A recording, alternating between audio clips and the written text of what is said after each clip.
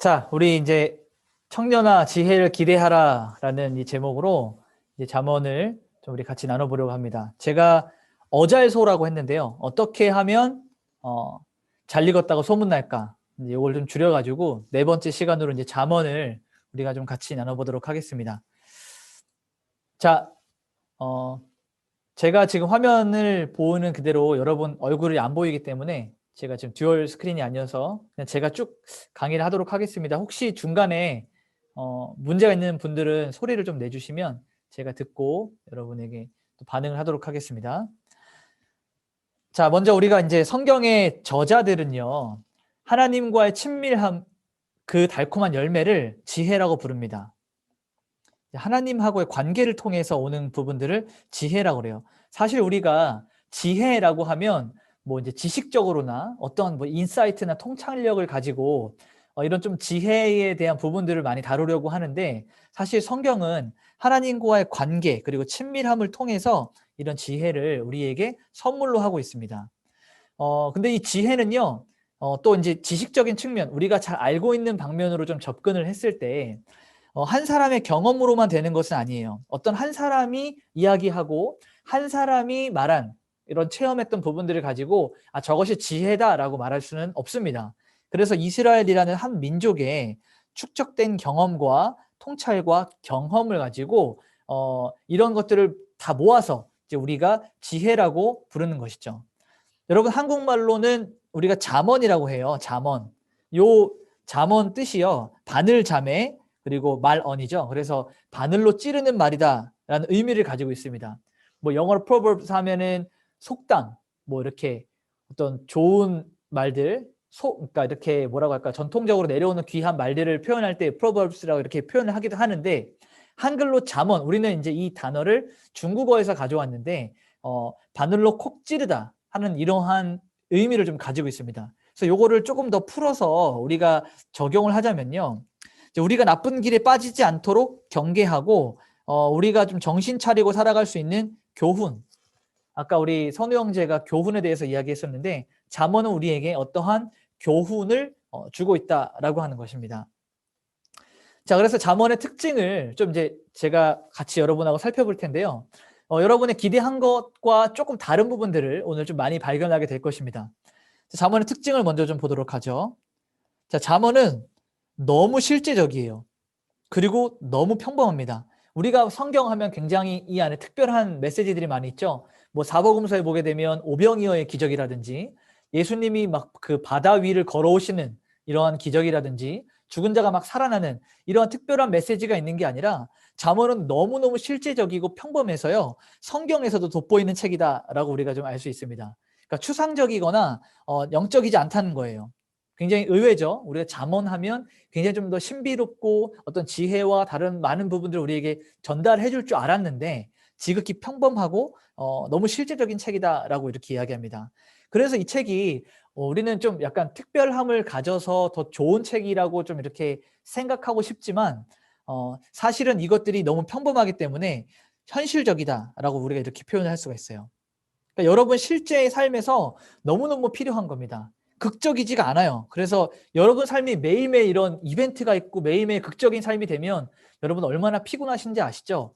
지금 여러분의 삶에 재미난 일들이나 특별한 이벤트가 일어나지 않아서 내 삶은 굉장히 루즈해, 내 삶은 굉장히 좀 지루해라고 이렇게 표현하실 수도 있는데, 사실은 여러분의 삶에 매일매일의 어떤 특별한 이벤트가 일어난다면 여러분 더 피곤하고 지쳐서 하루를 보내기가 굉장히 힘드실 거예요. 근데 이 잠언은요, 현실적이고 극적이지 않은 매일의 우리 삶에 성실하게 살아가고자 하는 삶을 위한 책이다.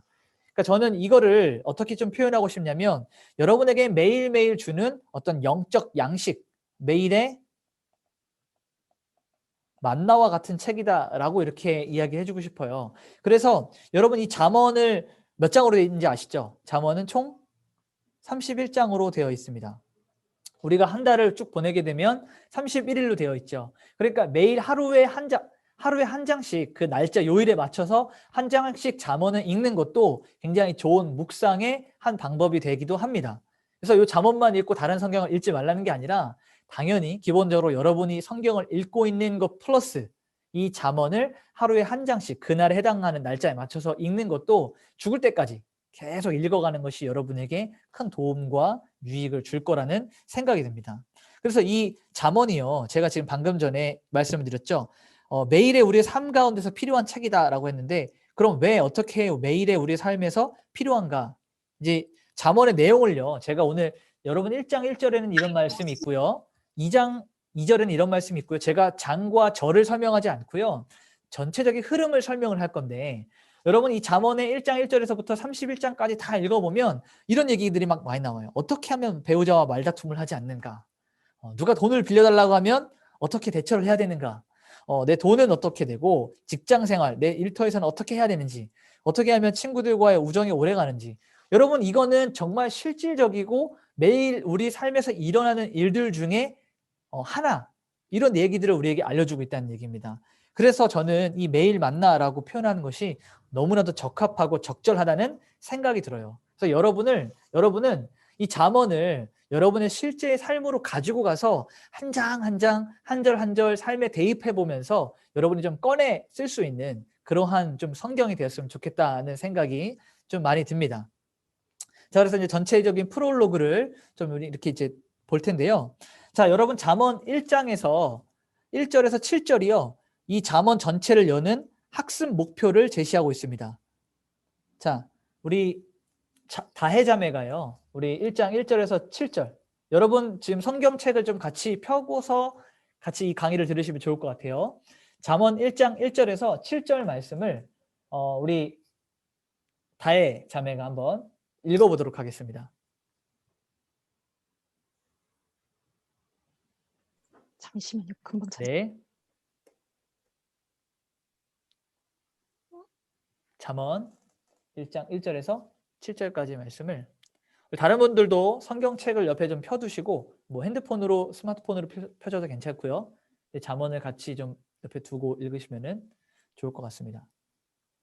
네, 읽도록 하겠습니다. 네. 다윗의 아들 이스라엘 왕 솔로몬의 잠언이라. 이는 지혜와 훈계를 알게 하며 명철의 말씀을 깨닫게 하며 지혜롭게, 공의롭게, 정의롭게, 정직하게 행할 일을 대하여 훈계를 받게 하며 어리석은 자를 슬기롭게 하며 젊은 자에게 지식과 근신함을 주기 위한 것이니, 지혜 있는 자는 듣고 학식이 더할 것이 요 명철한 자는 지략을 얻을 것이라. 잠언과 비유와 지혜 있는 자의 말과 그 오묘한 말을 깨달으리라. 7절도 같이. 7절. 네. 여호와를 경외하는 것이 지식의 근본이거늘 미련한 자는 지혜와 훈계를 멸시하느니라. 네, 아멘. 아멘. 자, 여러분 잠언 1장 1절에서 7절까지 말씀이 우리가 잠언을 읽을 때 이제 어떠한 모습으로 우리가 성경을 봐야 되는, 잠언을 열어봐야 되는지를 이렇게 잘 표현을 해주고 있습니다. 자, 그래서 영적인 가치들이 좀 이 안에 숨겨져 있는데요. 이것들을 발견하기 위해서 지혜와 지식, 그리고 훈육, 주님을 두려워하는 것, 요거를 잘 보셔야 돼요. 지혜와 지식과 훈육과 주님을 두려워하는 것. 주님을 두려워하는 것을 경외한다라고 표현하죠. 자, 이러한 개념들을 우리가 잘 알아야 된다라고 하는 거예요. 그래서요, 여러분 이 잠언을 잘 읽어보면요, 두 가지로 좀 구분할 수가 있습니다. 세상의 가치관과 그 다음에 하나님 나라의 가치관, 이렇게 두 가지를 좀 구분해서 볼 수가 있어요. 여러분 성경에서 지혜롭다라고 하는 모습이 세상적으로는 굉장히 미련하고 아둔해 보일 수도 있습니다. 또 반대로 세상에서 지혜롭다라고 하는 그 모습들이 성경적으로 볼 때는 굉장히 불필요하게 느껴질 때도 있습니다. 여러분 이 지혜라는 부분들이요, 그리고 지식이라는 부분들이요, 세상에서는요 권력의 한 형태가 돼요. 그래서 이것들을 세상적인 부분들은요, 이것들을 많이 알고 있는 사람들이 이것이 힘이 돼서 모르고 있는 사람들에게 보이지 않는 폭력들이 나타나게 되죠. 알고 있는 자들만 몰래 혹은 정보와 지식이 많은 사람들만의 어떤 상위 리그처럼, 메이저 리그처럼 그들만의 세상이 펼쳐지고, 모르는 자들은 죽을 때까지 알 수 없어서 그냥 그 상태로 흘러가는 일들이 굉장히 많아집니다. 그런데 하나님 나라의 이 가치관은요, 세상적 지식과 정보로 접근하는 부분들이 아니라는 얘기예요. 주님을 두려워하는 것이 여호와를 경외하는 것이 지식의 근본이다. 1장 7절의 말씀처럼 여호와를 그러면 경외하는 것이 무엇인가? 어떻게 여호와를 경외하며 살아갈 수 있는 것인가를 잠언에서 말하고자 한다는 것이죠. 그래서 이것이 이 잠언 전체의 프롤로그가 되는 것입니다. 자, 그래서 이제 우리가 여기서 핵심 키워드를 하나씩 좀 이렇게 보도록 할 텐데요. 자, 우리가 좀 요 핵심 키워드를 좀 들어가기 전에요. 제가 한 가지를 좀 더 간단하게 좀 말을 해드릴게요. 제가 슬라이드에는 담지 않았는데, 자, 여러분 이스라엘 당시의 사람들, 그러니까 우리 요 당시에 이스라엘 사람들도요. 지금 우리 현대의 부모님들과 같이 자녀가 잘 되기를 바랬어요. 자, 자녀가 잘 되기를 바랬어요. 근데 이스라엘 사람들이 당시에, 그러니까 지금으로부터 벌써 수천 년 전이죠. 이 잠언에 기록될 그 당시에 부모들이 자녀들이 잘 되기를 바랬는데 자녀들이 어떠한 성공을 원했냐면 글을 읽고 쓸 줄 아는 것. 그러니까 글을 읽고 쓸 줄 안다는 것은요. 지금으로 치면은 굉장히 뭐 하버드급 이상으로 굉장한 가치를 가진 일들이었습니다. 우리 여러분들의 부모님들, 여러분 잘하실 때 부모님들이 공부해라, 뭐 또 이거 배워야 되고 저거 배워야 되고 막 학원 뺑뺑이 돌리고 했던 이유가 뭐예요? 잘 되게 하기 위해서죠. 성공하게 하기 위해서죠. 오늘날 우리가 살아가는 이 시대의 성공과 잘됨은 세상적으로 좋은 포지션을 가지는 겁니다. 근데 이스라엘 시대예요. 이 당시에도 사람들이 잘 되기를 바랬고 성공하기를 바랬는데 그 당시에 성공하고 잘 되게 되면 궁으로 들어갈 수가 있었어요. 그러니까 왕궁으로 들어갈 수가 있었는데 그 당시에는 이러한 문화의 정보 관리자 역할을 했었는데 그런 이유가 있었습니다. 왜 그들에게 성공하기를 바랬냐? 그러면 성공의 개념이 좀 다른데요. 현대, 우리가 살아가는 이 현대의 성공은 그저 진짜 잘 먹고 잘 사는 것, 이것이 성공의 기준이었다면 과거에 이스라엘 시대의 성공은 무엇이냐라고 한다면 의와 평등, 정의 이런 것들을 실천할 수 있는 선이 성공이었어요. 굉장히 우리의 성공과 다르죠. 의롭게 살아가고 평등과 정의를 실현하는 선을 행하는 사람의 모습이 성공한 자다라고 생각을 했던 거예요. 그래서 글을 읽게 한 거고 그래서 잘 되기를 바랬던 거예요. 지금의 우리의 개념과 우리들의 부모님의 개념들과 너무 틀리죠. 여러분이 언젠가는 부모가 돼서 여러분의 자녀들에게 이제 이러한 부분들을 가르치고 양육하고 이제 길러내는 그러한 자리에 언젠가는 우리가 가게 될 텐데 그때 세상의 가치관처럼 너 성공하기 위해서, 너 좋은 대학 가기 위해서, 너 좋은 회사 취직하기 위해서, 좋은 사람 만나기 위해서 잘 돼야 돼가 아니라 하나님의 선을 이 세상 가운데 실천할 수 있도록 여러분이 가르치고 양육하고 훈육을 해야 된다는 사실을 절대 잊지 않으셔야 됩니다. 자, 그래서 우리가 이제 이 핵심 키워드의 첫 번째인 훈육에 대한 부분들을 좀 볼 텐데요. 이 훈육은 뭐냐? 이 훈육은 그냥 어학사전에서 굳이 찾아본다면요. 품성이나 도덕 이런 부분들을 가르쳐서 기른다라는 그런 의미를 가지고 있습니다. 근데 이 과거에 지혜로운 사람들을 줄여서 현인이라고 불러요. 이제 이스라엘의 현인들, 지혜로운 사람들이요. 그 당시에 성경을 읽는 사람들뿐만 아니라 그 이후에 대대 손손 자자손손 살아가는 하나님 말씀으로 살아가야 되는 사람들, 우리를 포함해서 성경을 읽는 자들에게 가르치고자 하는 그 핵심이요. 이 바로 훈육에 들어간다는 얘기예요. 그래서 종종 이 훈육에 대한 부분들은 지혜와 쌍을 이뤄서 이렇게 보여질 때가 있습니다. 그런데 여러분 이 시대에 훈육하면 굉장히 부정적이고요. 불쾌하게 여겨요. 내가 너를 좀 훈육해야겠다 그러면 요즘 말로 좀 꼰대같이 느껴지고 우리를 좀 이렇게 불편하게 만드는 것처럼 좀 이야기하는데요. 잠언 12장 1절을 한번 봐볼까요? 잠언 12장 1절. 잠언 12장 1절을 우리 정화 형제가 한번 읽어줍시다. 정화 형제가 잠언 12장 1절 말씀을 한번 읽어주세요. 훈계를 좋아하는 자는 지식을 좋아하거니와 징계를 싫어하는 자는 짐승과 같으니라. 아멘. 자, 여러분, 우리가 그렇게 부정적으로 여기고 불쾌하게 여기는 이 훈육이라고 하는 요 부분을 잠언에서는 뭐라고 하냐면 훈육을 좋아하는 자는 이렇게 표현되어 있어요. 지식을 좋아하거니와. 여러분, 그 지혜롭고 지식을 쌓아가기 위해서는 반드시 훈육이라는 부분이 우리의 삶에 필요하다라는 것이에요. 잠언에서 이야기하고 있는 제 말이 아닙니다. 그렇기 때문에 여러분은요, 이 훈육을 받는 것을요, 즐거워해야 돼요. 이 영어 성경, 제가 지금 ESV 영어 성경을 가지고 있는데, 여기에 보면 whoever loves discipline이라고 돼 있어요. discipline. 그러니까 교육받고 훈련되는 그런 과정을 이제 훈육이라고 표현했는데, 이것들을 좋아하는 자는 지식과 지혜를 좋아하는 자다라고 이렇게 말하고 있어요. 그래서 앞으로 여러분들 누군가 여러분에게 성경적으로 말씀에 근거해서 조언을 해주고 여러분에게 좋은 이야기들을 해줄 때, 나도 알아, 귀찮아, 그만해 라고 이렇게 밀어내지 마시고 그런 조언들을 놓치지 말고 잘 귀담아 들으시고 여러분을 성장하는 발판으로, 어떤 그런 양식으로 좀 삼으시기를 바랍니다. 여러분, 잠언에서요, 가장 많이 등장하는 인물은 제가 여기 써놨지만, 우리가 지혜로운 자에 대해서 굉장히 이야기를 많이 할 것 같지만 의외로 잠언은 누구에 대해서 말을 많이 하고 있다고 써 있습니까? 어리석은 사람. 굉장히 의외죠. 잠언은 이 어리석은 자에 대해서 지나치게 많이 이야기하고 있어요. 이렇게 하지 않는 자가 어리석다라고요, 계속 이야기하고 있습니다. 왜 어리석은 사람에 대해서 이야기할까요? 우리가 어리석은 사람이 되게 하기 위해서? 아니죠.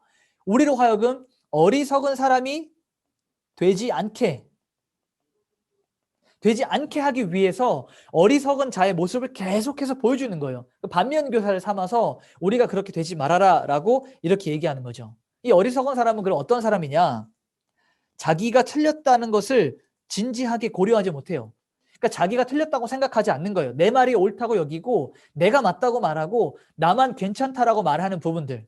그러니까 내가 정답이다라고 다른 누군가의 어떤 조언이나 충고나 어떤 이러한 훈육에 대한 부분들을 거절하는 사람들, 이런 사람들이 바로 어리석은 사람이라는 얘기입니다. 그러니까 물론 자기 주장을 가지고 자기의 뜻을 펼치는 사람들을, 독립심 있고 이런 사람들을 현대 사회에서는 굉장히 좋아합니다. 다른 사람들 말에 지나치게 많이 듣고 의존하는 사람들을 굉장히 의존적이고 수동적이어서 현대 사회에서는 그런 사람들이 별로인 것처럼 이렇게 비춰질 때가 많아요. 그러나 잠언에서 말하고 있을 때는 때로는 우리가 틀릴 때가 있잖아요. 모든 것이 다 맞지 않잖아요. 저도 여러분에게 이러한 것들을 지금 강의하고 있지만 제가 틀렸을 수도 있거든요. 근데 틀렸을 때 이 부분들이 잘못되었다라고 말하는 사람에게 불쾌하거나 부정적으로 여기지 않고 이 부분들을 적극적으로 수용하고 받을 수 있는 사람. 그래서요, 지혜로운 사람은 적극적으로 이 훈육을 찾아 나서게 됩니다. 여러분, 이거는 뭐 성경에 나오는 말은 아니지만요, 현자, 그러니까 똑똑한 사람은 바보에게서도 배운다는 말이 있어요. 그러니까 여러분 주변에요, 여러분이 정신을 차리고 보면 여러분이 배울 수 있는 사람, 여러분에게 도움을 줄 수 있는 사람 천지백갈입니다. 이거 사투리로 널리고 널렸다는 얘기예요. 여러분에게 도움을 줄 수 있고 여러분에게 인사이트를 줄 수 있고, 심지어 여러분이 너무 불편하고 참 미련하다고 생각하는 그러한 사람들에게도 여러분이 배울 점이 참 많다는 얘기예요. 그래서 여러분이 정말 눈을 뜨고 지혜로운 자가 되기 위해서는요, 주변을 잘 돌아보고 살펴볼 수 있는 그러한 자리까지 나아가야 됩니다. 그래서 어리석은 자가 되지 않기를 바랍니다. 어리석은 자는 교정이나 질책을 거부하는 사람이에요. 여러분, 이렇게 하십시오라고 권면했을 때 거절하는 거. 저 사람 꼰대 같아. 근데 나도 다 알아. 뭐 아는 말 또 해. 이렇게 생각하지 마시고 여러분에게 도움을 줄 수 있는 말들을 잘 귀담아 들을 수 있는 여러분이 되시기를 바랍니다. 두 번째 핵심 키워드를 좀 보도록 하죠. 두 번째 핵심 키워드는 순종입니다. 여러분, 제가 아까 잠언 우리 1장으로 다시 한번 가볼까요? 잠언 1장으로 여러분 가지고 있는 성경을 뒤로 좀 돌려서 1장 1절에서 1장 7절까지 말씀을 프롤로그라고 그랬어요. 잠언 1장 1절에서 7절까지. 그러니까 잠언이 지금 무엇을 이야기하고자 하는 얘기가 1장 1절에서 7절까지 딱 나왔는데, 이 잠언 1장 8절 딱 들어가면요, 이제 본격적인 내용이 시작이 되는 거거든요. 근데 거기에 이렇게 돼 있습니다. 히브리어로요. 여러분 아주 중요한 고급 정보를 제가 알려드리는데, 쉐마라고 이렇게 있어요. 쉐마. 히브리어로 쉐마. 많이 들어보셨을 거예요. 쉐마. 이거는 이제 들으라 이 말이거든요. 들으라. 그러니까 이제 본격적으로 내가 잠언을 통해서 이러한 이야기들을 가르쳐 줄 건데, 자, 들어봐 라고 이렇게 시작이 되는 거예요. 그래서 8절 말씀을 제가 한번 읽어볼게요. 내 아들아, 내 아비의 훈계를 들으며 내 어미의 법을 떠나지 말라라고 하면서 이 글을 읽는 독자들에게, 당시에 뭐 구전으로 전해졌다면 그 말을 듣는 청자들에게 잘 들어봐라고 이렇게 이야기하는 거죠. 여러분, 이 듣다라고 하는 것은 순종을 요구합니다. 듣는 것은 순종을 요구해요. 이 이스라엘 사람들에게 이 쉐바라고 하는 것, 이것이 왜 굉장히 중요하냐면요. 신명기 6장 4절 5절 말씀. 쉐마 이스라엘이라고 시작하는 이 말씀은요. 이스라엘 백성들이 평생토록 자신들의 가장 중요한 말씀으로 모티브로 삼고 살아가는 말씀입니다. 가나안 땅에 들어가기 전에 40년간의 광야 생활을 하면서 하나님께서 모세를 통하여 주셨던 말씀. 그러니까 우리가 너무 잘 알고 있는 그 신약 성경에 와서 두 가지, 하나님을 사랑하고 이웃을 사랑하는, 이 하나님을 사랑하는 부분에서 몸과 마음과 생명과 뜻과 힘을 다하여서 하나님을 사랑하라고 하는 그 말씀이 기록되어 있는 신명기 6장 4절 5절 말씀이 쉐마 이스라엘이라고 이렇게 이야기하고 있어요. 자, 실제로 여러분 듣다라고 하는 이 말 있죠. 듣다. 이 듣다라는 말은 여러분 단순 이 중의적 두 가지 의미가 있는 것 아시죠? 듣다라는 이 말이에요. 첫 번째는 귀로 듣는 것을 말하죠. 듣다. 두 번째는 순종하다예요. 자, 여러분 제가 아주 와닿게 여러분에게 한번 설명을 하겠습니다. 여러분 어렸을 때요, 여러분의 부모님, 엄마나 혹은 아빠가 너 왜 이렇게 말을 안 듣니? 라고 이야기하셨을 때 너 왜 이렇게 안 들리니? 라고 생각을 하십니까? 아니면 너 왜 이렇게 내가 하는 말에 순종하지 않니? 라고 생각하십니까? 전자인 것 같아요? 후자인 것 같아요? 당연히 후자죠. 너 내가 하는 말 왜 이렇게 귀가 안 들려? 라고 하는 그 말이 아니죠. 왜 이렇게 내 말 안 들어? 라고 했을 때 내가 하는 말에 왜 그렇게 순종을 안 하니? 라고 이렇게 말하는데 실질적으로 이 순종이란 단어가요. 이 듣다라는 말의 어원에서 나왔다는 얘기예요. 자, 그런데 이 순종이 쉽지 않습니다. 여러분 제가 아는 가까운 지인도요. 순종이란 단어 자체를 굉장히 싫어해요. 왜냐하면 굉장히 불편하게 하고 마음에 부담이 좀 많이 돼서 그렇다고 해요. 순종이요 어렵습니다. 왜냐면요 이건 익숙해지지가 않아요. 매번 순종을 해야 되는 그 순간이 되면 의지를 발휘해서 그럴 때마다 의지를 발휘해서 따라야 되기 때문에 그래요. 순종이 자동적으로 되는 거 아닙니다. 순종을 잘하는 사람들을 보면요 매번 그 순간마다 내가 순종하기로 의지를 발휘하고 그 기지를 발휘해서 순종을 하는 거예요. 그래서 이 잠언은 무엇을 얘기하냐면 우리가 순종하는 법, 그 자리까지 나아가기 위해서 자기보다 앞선 사람들, 여러분 뭐 신앙의 아버지나 어머니 혹은 신앙적 멘토를 찾아서 귀를 기울여라 라고 하는 것이 이 잠언에서 우리에게 권면해주고 있는 말씀입니다. 여러분 이제 이 순종에 대한 부분들 두 번째 핵심 키워드였고요. 자, 세 번째 핵심 키워드는 경외입니다. 경외.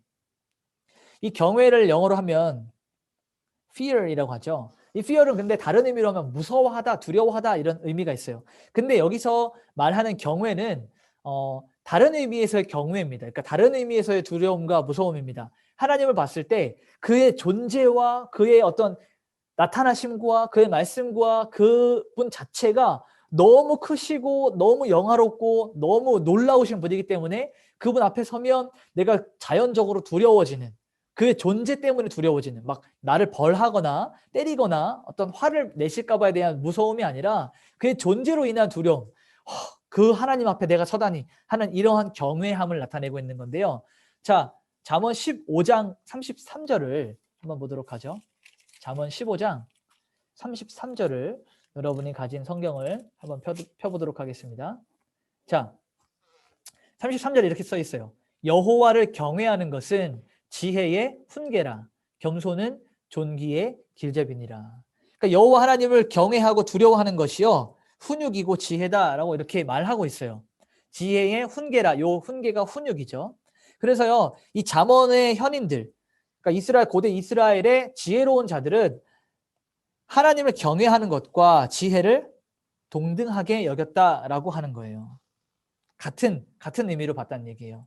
자, 여러분 하나님 앞에요 사람은 마땅히 두려워해야 되는 본능이 있습니다. 여러분 사람이 인자인데요. 하나님이 사람을 만드셨어요. 하나님의 형상대로요. 그러면 하나님을 향한 우리의 마땅한 반응은 두려움과 경외. 그러니까 피조물인 우리가 창조주이신 하나님을 볼 때 자연적으로 두려워하고 경외하고 그를 높이는 본능이 우리 안에 심기워져 있다는 것입니다. 그래서 여러분 우리가 하나님을 경외하고 두려워하는 이 본능이요 얼마나 건강한 인식이냐 하면요 우리가 하나님이 아니라는 전 이 부분을 전체적으로 준비하면서 너무너무 좋았는데 너는 하나님이 아니야 라고 표현하는 가장 지표 우리에게 딱 구분을 지어주는 것이 하나님을 두려워하는 거예요. 우리가 하나님과 동등되면 여러분 친구를 두려워합니까? 여러분과 동등 매일 같이 떡볶이 먹고 같이 식사하고 커피 마시는 여러분의 친구를 두려워합니까? 그러지 않거든요. 여러분 동료는 편안해 하잖아요. 근데 우리가 하나님과 동등된 위치에 있다라고 한다면 나와 하나님을 같은 선상에 내려놓는다면 하나님을 두려워할 수가 없죠. 그런데 우리가 하나님과 다르다. 하나님은 더 높으신 분이고 나는 하나님의 피조물에 불과하다라고 하는 이 인식이 심기워지면 하나님을 향한 마땅한 두려움이 생기게 된다는 얘기예요. 자, 여러분 그래서 여러분의 삶을 여러분 자신을 다시 한번 돌아봐야 됩니다. 나는 하나님을 두려워하고 있는가? 하나님을 경외하고 있는가? 만약에요. 여러분이 하나님을 향한 경외함이 없고 두려움이 없고 고삐 풀린 망아지처럼 내 마음대로 막 살면서 하나님을 마치 요술 램프처럼 부리듯이 그렇게 사용한다면 하나님께 쓰임받는 것이 아니라 하나님을 사용한다면 여러분 절대로 겸손한 자가 아니라 교만한 자가 되었다는 사실을 여러분 기억해야 됩니다. 행여나 오늘 이 말씀과 이 강의를 들으면서 내가 하나님 앞에 교만한 모습으로 살아간다. 괜찮아요. 이 시간을 통해서 여러분의 교만한 삶이 겸손한 삶으로 다시 바뀌기를 소망합니다. 하나님을 경외하고 두려워하면서요. 그래서 우리가 이 피조물의 마땅한 본능이 여러분 안에 다시 한번 일깨워지기를 소망합니다. 여러분이 하나님을 향한 두려움과 이 경외하는 마음들, 이 건강한 본능들이 다시 한번 살아나기를 바랍니다. 자, 그래서 이제 우리가 어떻게 하면 잠언을 이제 잘 읽을 수 있을까? 이제 제가 한 5가지 정도를 준비를 했는데요. 요 부분을 마치면 이제 우리가 오늘 준비된 특강을 좀 마치게 될 텐데 이 부분에 이제 지금부터 더 집중을 하셔야 돼요. 앞에 있는 부분들은 제가 이제 잠언은 어떠한 것인가에 대해서 좀 설명을 했다면 이제 구체적으로 여러분이 매일매일 잠언을 읽어가는 삶을 살 때 어디에 집중하고 무엇을 봐야 되는가를 좀 이제 그 방법론적인 부분들을 제가 좀 알려드릴게요. 자, 첫 번째는 공통분모에 집중해라. 공통분모에 집중해라. 자, 이 잠언을 읽게 되면요. 지혜와 훈계, 지혜와 명철, 공의와 정의, 정직 이런 단어들이요. 막 이제 비슷해 보이지만 조금 다르게 막 등장합니다. 그래서 우리가 이러한 성경을 읽을 때, 잠언을 읽을 때 지혜는 이거고 지식은 저거야. 훈계는 이거고 명철은 저거야. 공의는 이런 거고 정의는 저런 거야 하고 단어마다 그 특징과 뜻을 다르게 해석해서 다르게 바라보면요. 이 잠언이 안 풀려요. 잠언이 점점 더 꼬이는 겁니다. 그래서 그 단어의 의미를 막 깊이가 아니라 깊이인데, 네, 이거 잘못 썼네요. 깊이 있게 파악하려고 이 차이를 집중하다 보면요, 잠언을 읽는데 방해가 됩니다. 그래서 우리는 어떠한 자세를 취해야 되냐? 공통분모를 파악하는 것이 매우 중요합니다. 자, 제가 이거 샘플로 한번 가져와 봤어요. 여러분, 공의와 정의와 정직 다르죠? 뭐가 다른지 봅시다. 공의라고 하는 말은 히브리어로 체데크라고 하기도 하고 체데크라고 이렇게 말하는데요. 이 공의의 의미는 이거예요. 하나님이 인간에게 원하시는 것이 무엇인지 알고 실천하는 것. 그러니까 너는 공의를 행하라라고 하면 하나님이 나에게 원하시는 것이 무엇인지를 깨달아서 깨달은 그대로 실천하는 것을 공의 그리고 혹은 공의로운 사람이 되는 것입니다. 자, 정의는요. 뮤시파트라고 이렇게 히브리어로 하는데 재판장에서 올바른 판단을 내리는 것. 정의로운 판결을 내리고 정의로운 삶을 사는 것. 하나님 팔에 서서 무엇이 올바른지를 구분하고 사는 것이죠. 자, 정직이라고 하는 이 부분은 히브리어로 메이샤림이라고 하는 건데 이거는 하나님이 원하는 길을 똑바로 걸어가는 것. 네, 이런 게 의미가 있어요. 공의와 정의와 정직, 체데크와 미시파트와 메이샤림 이렇게 다른 부분들을 우리가 좀 찾아볼 수가 있겠죠. 그런데 이 3가지가요. 네, 이 뒷면에 제가 써놨는데요. 공의와 정의와 정직은요 같은 의미예요. 네? 그게 무슨 말이에요? 그게 무슨 말이에요? 체데크와 미시파트와 메이샤림이라는 단어가 자체가 틀리고 하나님이 우리에게 원하는 것 그대로 사는 것, 올바른 판단 내리는 것, 원하는 길을 걷는 것 다 다르잖아요. 라고 생각할 수 있겠지만요. 사실은 같은 의미입니다. 히브리 문학적으로 보게 되면요. 같은 의미를 다른 단어를 사용해서요. 반복을 합니다. 그래서 그 중요성을 강조하는 거예요. 여러분 열정적으로 여러분의 삶을 열심히 제가 지금 2개 다른 말을 썼지만 같은 의미죠. 여러분 정성을 다하여 하나님을 사랑해야 됩니다. 여러분 하나님을 사랑할 땐 열심을 내야 됩니다. 힘을 내야 됩니다. 마찬가지로 힘과 생명과 뜻과 마음과 열정을 다하여라고 했을 때 힘을 다하는 것은 이런 거고 생명을 다하는 것은 이런 거고, 구분할 필요 없이 같은 의미를 가졌지만 다른 단어를 사용해서 하나님을 사랑하고 섬기는 것이 얼마나 중요한지를 알려주는 것. 지금 이 잠언도 바로 그런 부분이거든요. 자, 그래서 하나님이 우리에게 원하시는 것이 무엇인지, 그가 명령하는 길로 좌우로 흔들리지 않고 똑바로 걸어가는 것, 이게 바로 공의고 정의고 정직이란 얘기예요. 하나님이, 자, 요게 하나님이거든요. 세타라고 해서 이제 하나님 표시인데, 하나님이 인간에게 요구하시고 원하시는 것을 잘 인간이 깨달아서 좌우로 흔들리지 않고 온전히 걸어가는 것, 이게 바로 하나님의 공의고 하나님의 정의고 우리가 하나님 앞에 보여드릴 수 있는 정직이란 얘기예요. 그리고 잠언의 이 잠언의 기록자들, 그리고 잠언 현인들이 말하는 이게 바로 지혜라는 거죠. 뭐 여러분 막 그 지혜를 얻었다고 해서 막 모르는 수학 문제가 풀리고, 여러분 뭐 여기 엔지니어 하시는 컴퓨터 코딩 하시는 분들이 막 갑자기 아이디어가 번뜩번뜩 나서 막 그 코드가 술술 막 써지고, 여러분에 있는 직업군에서 막 지혜가 막 번뜩번뜩 떠올라 가지고 일이 잘 풀리고 하는 그러한 지혜를 말하는 것이 아니라, 성경에서 말하는 하나님께서 우리에게 주시는 지혜가 뭐예요? 공의와 정의와 정직, 하나님께서 우리에게 요구하시는 대로 살아가는 것, 좌우로 흔들리지 않고 똑바로 그 길을 걸어가는 것이 지혜다라고 하는 거죠. 그래서 여호와를 경외하는 것이 지혜의 근본이다. 여러분 이제 좀 풀리세요? 여호와를 경외하게 되면 지혜가 막 딱 생각나서 똑똑해지고, 우리의 뭐 어떤 자격증을 딸 때, 여러분 취업 준비할 때, 자소서를 쓸 때, 직장에서 일이 잘 되는 것이 아니라 하나님의 뜻대로 살아가는 방법들을 깨달아지는 것이 바로 지혜라는 거예요. 그러니까 우리가 세상적 가치와 여전히 세상적으로 바라보다 보니까 어떠한 내 지식적인 부분들을 채워줄 수 있는 하나의 방법으로 잠언을 사용한다? 그거 좀 잘못된 부분이죠. 자, 요 부분을 보면 여러분이 조금 더 이 부분 잘 풀릴 것 같고요. 자, 그 다음에 잠언에서 우리가 무엇을 가치 있게 봐야 되냐면 늙음의 가치입니다. 굉장히 우리 지금 사회적인 기조와 잘 안 맞는 것 같죠? 특히나 우리 청년부처럼 젊은 세대에게 늙음이 중요하다, 늙어야 된다라고 이렇게 얘기하면 굉장히 싫어할 거예요.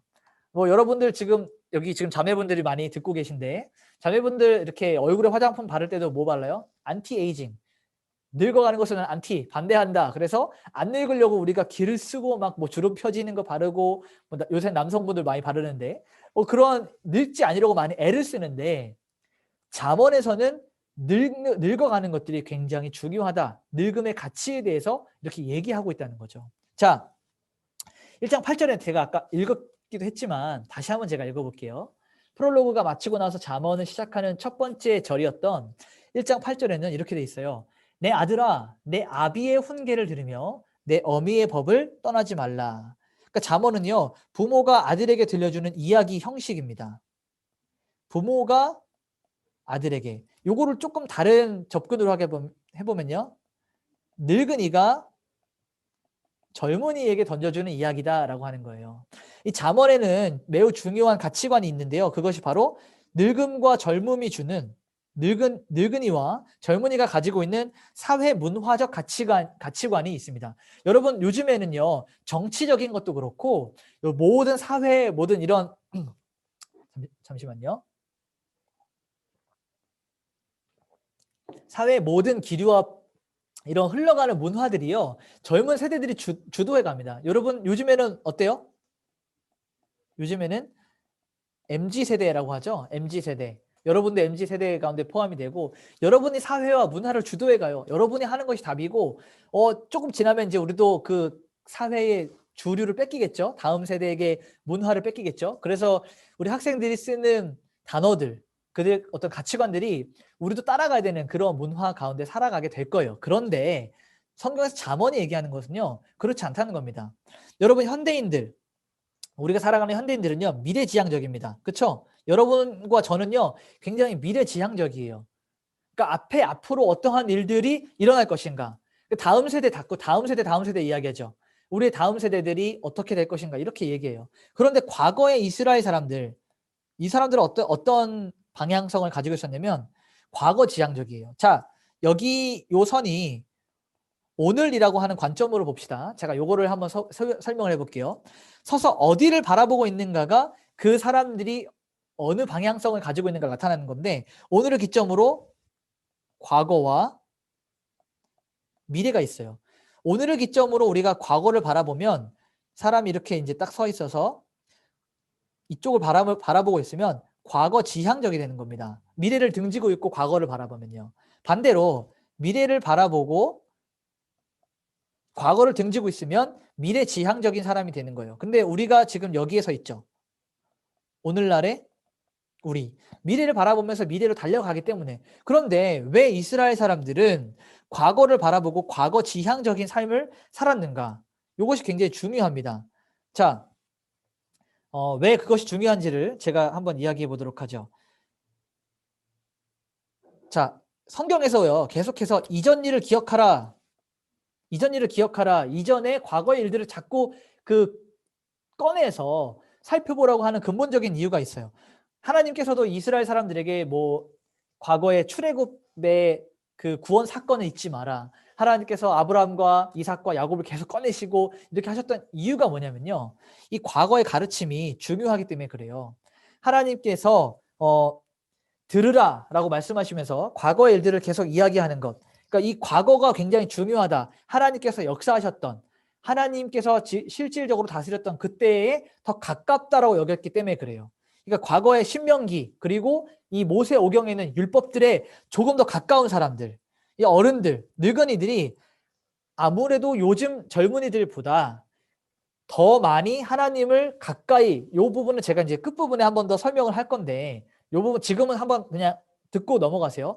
과거에 가까운 자들이 지혜롭다라고 생각을 하고 살아가요. 이 고대 이스라엘 사람들은. 그래서 잠언은 과거 지향적인 삶을 살아가고 있기 때문입니다. 이 부분은 제가 마지막에 결론에 한 번 더 이야기해야 될 것 같아요. 1장 8절에도 아비의 훈계를 듣고 어미의 법을 떠나지 말라라고 하는 것. 그러니까 이 젊은이들이 그러니까 지금 이 잠언이 쓰여졌던 때에 젊은이들을 바라보고 있는 그 관점이 뭐냐면 미숙한 거예요. 아버지의 가르침과 어머니의 법, 하나님의 말씀을 떠나 살게 되면 이들이 얼마나 좀 어려워지는지, 얼마나 미숙하고 실수와 잘못을 많이 하게 될지에 대한 걱정이 있기 때문에 과거에 있었던 일들, 하나님의 말씀이 조금 더 붙들려서 매이게 하려는 그런 말씀들이 여기 나오는 것이죠. 신명기의 가르침으로 좀 돌아가고자 하는 부분들. 이 늙음의 가치, 자, 여기 또 나오네요. 자, 보세요. 늙는다는 것. 이건 뭐냐? 경험이 더 많아지고 지혜로워지고 하나님의 뜻을 더 잘 아는 것. 경험이 많아지고 지혜로워지고 하나님의 뜻을 더 잘 안다. 과거일수록. 그래서요, 고대 사회에서 늙어가는 것이 축복입니다. 우리가 지금 여러분 늙어야 됩니다라고 말하면 우리는 되게 거부하겠지만요. 고대 사회에서는 늙어가는 것이 굉장히 큰 축복이었어요. 그래서 우리보다 앞선 사람들, 나이 든 사람들은 지혜로운 사람 이렇게 이야기합니다. 자, 그래서 하나님의 창조 패턴과 규범을 더 많이 경험하고 이해했다는 거죠. 그들은. 그러니까 하나님 요 패턴은 나중에 한 번 더 설명을 할 건데 제가 아까 말했던 부분들이 다 나오죠. 젊음은 아직 지혜에 다다르지 못한 어리숙함이다. 그러니까 지금은 젊음이 주도하고 이끌어가는 문화가 있다면 예전에는 아직 어리숙한 거예요. 잘 못하고 실수하고 부족함. 그래서 이 어른들을 좀 닮아가라. 어려운 일이 있으면 어른들을 찾아가서 좀 물어봐라 라고 이렇게 이야기하고 있는 것입니다.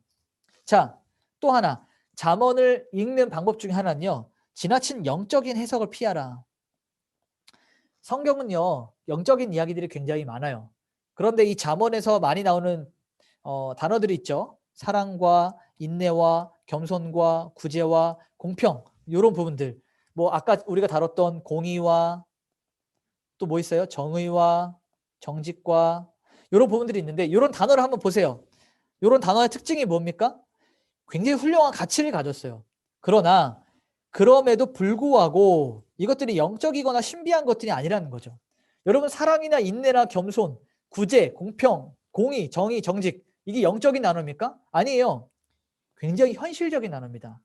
그러니까 우리가 어떠한 태도를 가지고 살아가야 되는지 여러분 주변 이웃에 어떻게 대해야 되는지 성경 이 잠언을 통해서 우리에게 말해주고 있다는 얘기입니다. 굉장히 현실적이에요. 어떻게 사랑을 해야 되는지 어떻게 참고 견뎌야 되는지 자, 이런 부분들을 여러분이 놓치게 되면 잠언을 굉장히 홀리하게만 생각해서 실제 생활 가운데 가져오지 못한다는 거죠. 그런데 이 잠언은 아까 제가 말씀드렸지만 매일의 만나와 같은 매일매일 우리가 먹으면서 실제 생활 가운데 내야 되는, 적용하고 실제로 베풀어 놔야 되는 그러한 단어들 그리고 이러한 내용들이 가득하다는 겁니다.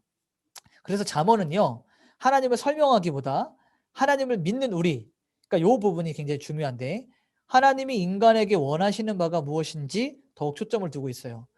어떠한 성경들에는 하나님을 많이 설명하는 성경들이 있습니다. 하나님은 누구신가?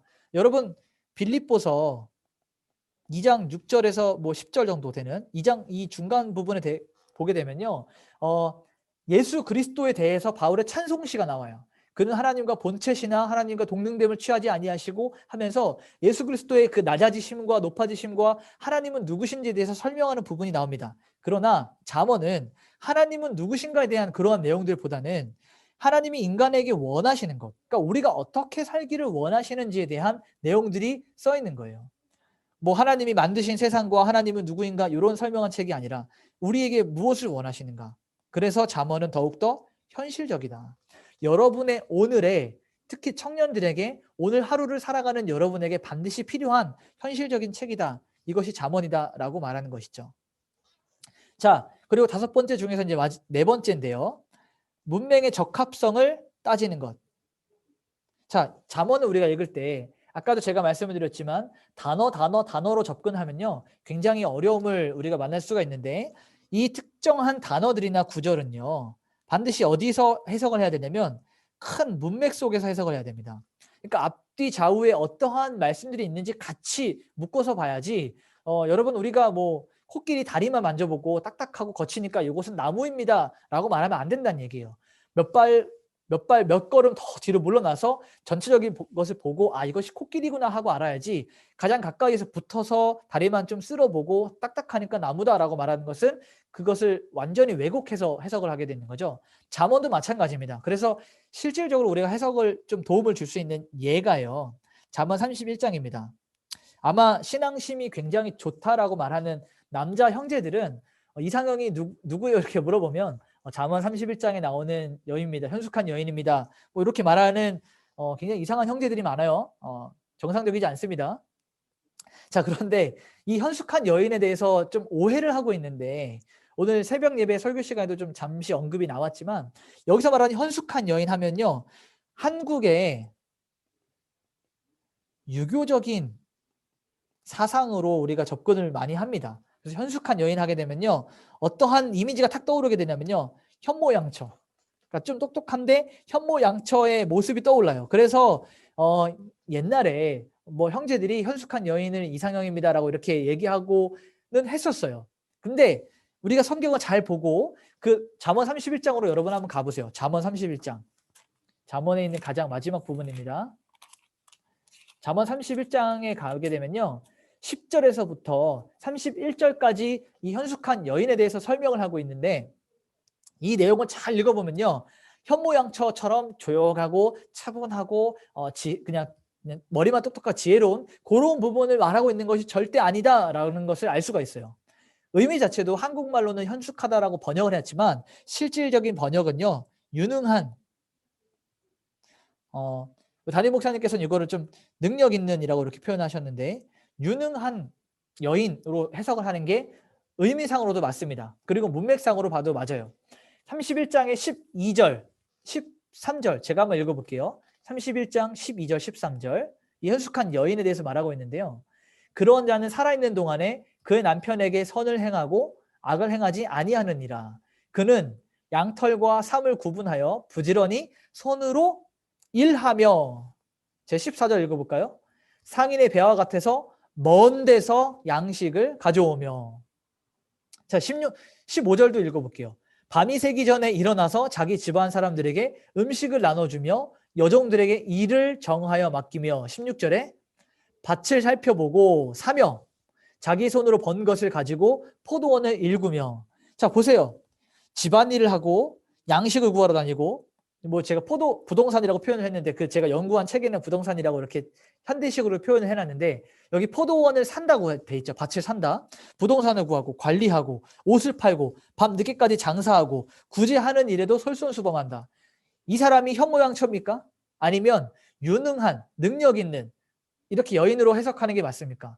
이 문맥상으로 바라봐야 된다는 얘기죠. 그래서 잠언을 볼 때 여러분이 항상 그 한 단어에 꽂혀서 그거 보지 말고 앞뒤 좌우로 좀 넓게 해석을 해서 잠언을 읽을 때 그 장이 무엇을 얘기하고 있는지, 잠언 전체에서 무엇을 이야기하고 있는지를 여러분이 조금 더 살펴보면 훨씬 더 큰 도움이 될 것 같습니다. 그래서 5번째는요. 수직적인 읽기와 수평적 읽기가 있어요. 뭐 우리가 잘 알고 있듯이 수직적인 읽기는 위아래로 이렇게 상하로 볼 수가 있고요. 수평적인 읽기는 좌우로 옆으로 읽을 수가 있죠. 자, 이거를 수직적으로 읽으면요. 나와 하나님 사이의 개인적인 관계를 좀 보게 되고요. 수평적으로 읽게 되면요. 하나님께 대한 우리의 신앙심 혹은 하나님이 알기 원하는 바른 자세를 읽게 됩니다. 수직적인 읽기가 틀렸다는 말이 절대 아니에요. 수직적인 읽기도 중요합니다. 매우 중요해요.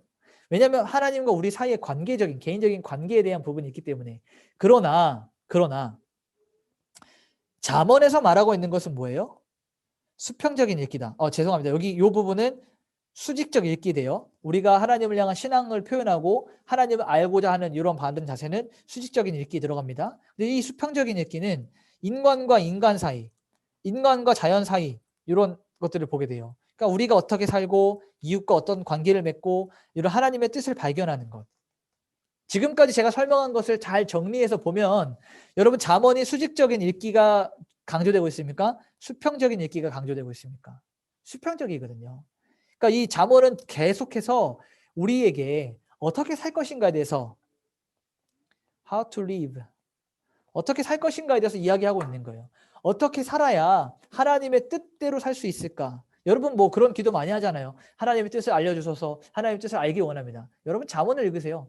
잠언을 읽어서 그 지혜와 하나님을 경외하는 법을 배우십시오. 그것이 하나님이 우리에게 요구하시는 뜻이거든요. 막 뭐 성공하고 잘 되고 뭐 어떤 직장을 가지고 어떤 사람 만나고 이런 것도 중요하겠지만 그런 뭐 세상에서 중요한 가치가 될 수 있겠지만 잠언에서 말하는 건 그게 아닌 거예요. 우리가 이웃에 대해서 어떻게 대해야 되고 어떠한 사랑을 가지고 살고 어떻게 인내해야 되며 어떤 공의와 정의와 정직을 가지고 살아가고 이웃과 어떤 관계를 맺어가는 것.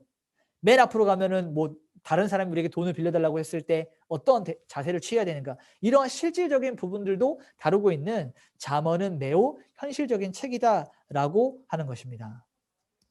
자, 그래서요. 우리가 결론을 잠언의 전체적인 이제 결론을 좀 보게 되면요. 아까 제가 뒤에 가서 말한다고 했던 하나님의 패턴이에요. 하나님의 패턴. 이 하나님의 패턴은 뭐냐면 하나님이 세상을 창조하시고 경영하시는 것. 여러분 하나님이 세상을 창조하신 건 아시죠? 근데 하나님의 창조는 다 만들어 놓고 끝 이제 알아서 잘 살아가 아니라요. 하나님이 다스리시고 섭리까지 베푸시는 이런 경영하심도 들어가요. 근데 이게 하나님의 패턴이란 얘기예요. 그래서 하나님의 패턴을 잘 파악하고 하나님의 패턴에 순종하는 게 바로 지혜입니다. 자, 여러분 하나님께서 어떻게 말씀하셨어요? 심은 대로 거두시는 분이에요. 하나님은 심은 그대로 거두시는 분입니다. 근데 우리는 어떤 것들을 원해요? 우리는 요행을 바랄 때가 많아요. 심지 않았는데 잘 되길 바라요. 뭐 이제 시험 보는 학생이라고 쳤을 때 시험 공부 준비 하나도 안 해놓고선 시험 당일날 하나님 잘 보게 해주세요 라고 기도한다면 점수 잘 나옵니까? 안 나와요. 절대 안 나옵니다. 여러분 건강을 관리하지 않고 하나님께 건강하게 해주세요. 맨날 몸에 좋지 않은 음식 먹고 생활 패턴 리듬 다 깨지고 뭐 이렇게 안 좋은 것들 자꾸 몸에 하면서 하나님 제 건강하게 해주세요 라고 기도하면 하나님이 건강을 주십니까? 그렇지 않거든요. 하나님은 지극히 믿는 자나 믿지 않는 자나 모두에게 동일하게 주시는 하나님의 창조 패턴이 있어요. 그러니까 지혜로운 자는 어떠한 자예요? 하나님의 패턴을 아는 자예요. 하나님의 창조와 경영과 그 섭리를 아는 자가 지혜로운 자예요. 여러분 그래서 생각해 보세요. 세상 사람들이 세상에서 자기 멋대로 사는 사람들이 하나님의 창조 경영의 패턴을 알 수 있습니까? 없습니까? 몰라요. 그러니까 제 아무리 박사 학위를 몇 개를 가지고 있다 해도 그들을 가리켜서 성경은 지혜롭다라고 말하지 않는 거예요. 그러나 하나님을 알고 하나님 말씀대로 순종하려고 하고 하나님의 뜻에서 어긋나지 않으려고 하는 배우지 못한 글씨를 잘 읽지 못하는 어느 누구를 할지라도 하나님 뜻대로 살고자 애쓰는 그 사람은 성경에서 말할 때 지혜로운 자다라고 말하는 겁니다. 그래서 하나님의 이 창조 패턴, 하나님의 이 경영하시는 패턴을 잘 알고 그것을 순종하는 여부가요. 하나님이 말씀하시는 인생의 성공과 인생의 실패를 판가름합니다. 그러니까 인생이 성공하냐 실패하느냐는 하나님을 잘 아느냐 모르느냐 여기서 갈리는 거예요. 그러니까 우리의 인생을 성공하게도 하시고 실패하게도 하시는 그 하나님이 우리에게 두려운 분이 되는 것은 지극히 당연한 것 아닙니까? 그러니까 그런 하나님을 경외하는 것이 바로 지혜의 출발이 된다는 얘기예요. 여호와를 경외하는 것, 여호와를 두려워하는 것이 지혜의 근본이다라고 하는 이 말은 이 결론에서 하나님의 이 세상을 돌리시는 그러한 어떤 하나님의 경영 패턴, 이것들을 잘 알아야 돼요. 그럼 이 하나님이 세상을 움직이시는 이런 부분들을 여러분 우리가 알아가는 것들은 시간과 경험이 필요하죠. 초신자가 하나님의 이 패턴과 섭리를 더 잘 이해하겠습니까? 아니면 그래도 교회에서 오래 신앙생활을 하면서 제가 피상적인 것들을 말하는 것이 아니라 하나님을 친밀하게 경험하고 누리고 하나님을 알아갔던 사람이 더 하나님의 이 패턴을 알겠습니까? 아니면 초신자가 더 잘 알겠습니까? 당연히 신앙생활을 오래 피상적인 것 말고요. 성실하게 해왔던 사람들이 하나님의 패턴을 더 잘 익히겠죠. 시간과 경험이 있었으므로. 그래서 잠언에서 볼 때 나이가 들어가는 것은 더욱 지혜로운 자가 된다는 거예요. 왜요? 나이를 오랜 시간을 생활하면서 하나님의 이런 창조 패턴과 경영과 섭리를 보고 듣고 경험을 했거든요. 그러다 보니까 젊은이들보다 하나님에 대해서 조금 더 잘 알 수 있거든요. 그래서 이것이 지혜로운 자다라고 잠언에서 내리는 결론입니다. 그래서 이것이 과거 지향적인